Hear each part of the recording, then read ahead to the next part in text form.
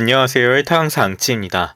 현재 비트코인의 추세와 3월 말까지 예정된 코인 뉴스를 종합적으로 알아보겠습니다. 뉴스는 총 5가지를 준비했고요.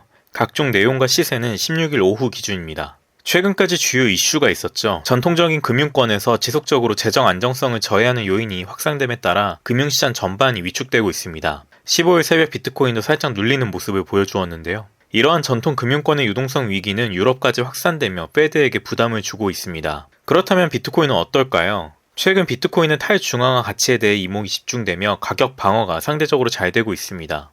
최근에 있었던 뱅크런, 전통적인 유동성 위기 등이 비트코인과 같은 탈중앙화된 암호화폐에게는 해당 사항이 없기 때문인데요. 비트코인 4시간봉입니다. 올해 1월부터 형성된 채널을 보시면요. 실버게이트 이슈로 인해 하방 이탈이 나왔으나 빠르게 복구해 주었습니다. 그리고 현재 해당 채널의 미들라인 부근에 도달해 주었는데요. 현재 구간에 안착해준다면 보다 좋은 그림이 나올 수 있겠습니다. 하지만 RSI와 MACD 오실레이터를 보면 조정 국면에 접어들 가능성이 높아 보입니다. RSI의 경우 과매수 구간 진입 이후 데드크로스를 만들어 주었고요. MACD 오실레이터 볼륨이 하향 추세로 조정을 받을 수 있는 위치를 만들고 있습니다. 단기적으로 봤을 때 12평선 이탈 이후 22평선을 지지해주며 추세가 무너지지 않았는데요. 금리 발표 전까지 횡보하는 모양새를 보이지 않을까 싶습니다. 현재 구간에서는 비트코인 도미넌스를 확인하시면서 눌림 이후 돌파가 나오는 알트코인 매수를 추천드리겠습니다. 현재 비트코인 도미넌스가 46% 수준인데요. 46% 구간에 안착해준 이후 눌림을 주며 알트코인의 순환장이 올 것이라 생각해봅니다. 참고 부탁드릴게요.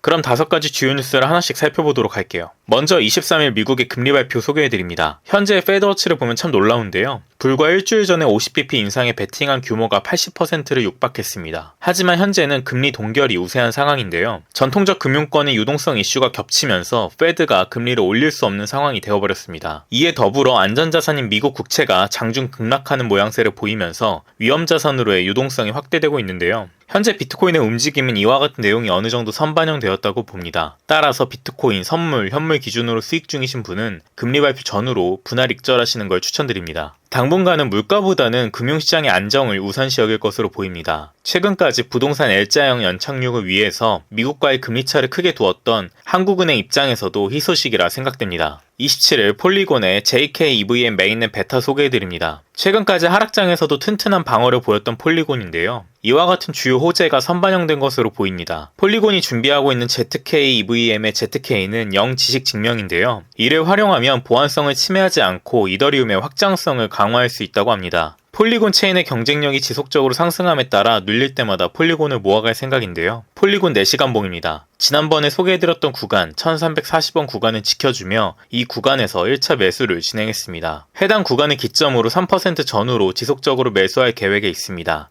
참고 부탁드릴게요. 마찬가지로 27일 이오스의 테스트넷 출시 소개해드립니다. 해당 EVM 출시 이슈는 개발자 친화적인 환경을 조성하는데 큰 호재로 작용할 수 있는데요. 이오스는 생각보다 기술력이 우수한 암호화폐입니다. 하지만 오랜 기간 이어져온 불신과 투자 유동성의 부족이 이슈인데요. 시세 회복까지는 시간이 꽤 소요될 것으로 보기 때문에 단기 수익 관점에서 매수는 추천드리지 않습니다. 이오스 4시간봉입니다. 신기하게도 주요 매수 구간으로 표시했던 흰색 구간을 지지해 주었고요. 그리고 1차, 2차 매도 구간으로 표시했던 파란색 구간에 도달해 주었습니다. 단기적으로 수익을 봤으나 추가 매수는 지켜볼 생각입니다. 해당 구간의 물량을 소화해주며 아래 꼬리 달린 양봉으로 102평선을 돌파해준다면 좋은 그림이 될 수 있습니다. 하지만 거래량이 받쳐주지는 미지수입니다. 28일부터 디센트럴랜드의 메타버스 패션위크 소개해드립니다. 업비트에서 투자하시는 분들이라면 다 아실 텐데요. 상승장의 시작을 알리는 알트코인, 대표적으로 디센트럴랜드와 샌드박스입니다. 디센트럴랜드는 계속해서 좋게 보고 있었는데요. 해당 플랫폼을 통해서 다양한 서비스를 유치하고 메타버스 환경에서 패션 위크를 유치합니다. 메타버스 관련해서 짤이 하나 있죠.